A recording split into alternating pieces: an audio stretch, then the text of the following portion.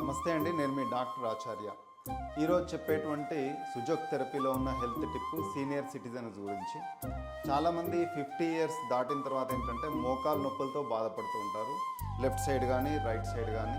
దీంట్లో ఏంటంటే ఈ పటేలా జరగడంలో కొంత ఇష్యూ ఉండి తర్వాత కార్టిలేజ్ అరగడం ద్వారా రకరకాల సమస్యల ద్వారా మీకు మోకాలు నొప్పులు వచ్చేటువంటి ఛాన్స్ ఉంది. దీంట్లో ఏంటంటే సీడ్ థెరపీ ద్వారా మీరు ఇంటి దగ్గర ఎట్లాంటి హోమ్ రెమెడీస్ చేసుకోవచ్చో చెప్తాను.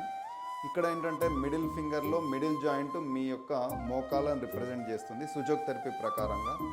తర్వాత మీకు కింద ఒక పాయింట్, పైన ఒక పాయింట్ అనేది మీకు దొరుకుతుంది. మీకు ఇయర్ బడ్ కానీ ఇట్లాంటి ప్రోబ్ కానీ మీరు తీసుకోండి, చెక్ చేసి పెయిన్ఫుల్ పాయింట్ మీరు ఫస్ట్ ఐడెంటిఫై చేయండి. చేసిన తర్వాత ఒక ప్లాస్టర్కు పెసరగింజని ఈ విధంగా తీసుకోండి. ఎక్కడైతే నామం ఉందో ఆ ఏరియాను ఈ విధంగా